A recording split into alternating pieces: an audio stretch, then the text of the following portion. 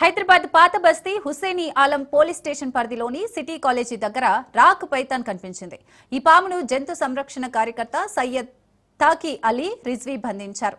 తర్వాత ఈ పైథాన్ను అడవుల్లో సహజ వాతావరణంలో విడిచిపెట్టేందుకు అటవీ శాఖ అధికారులకు అప్పగించారు.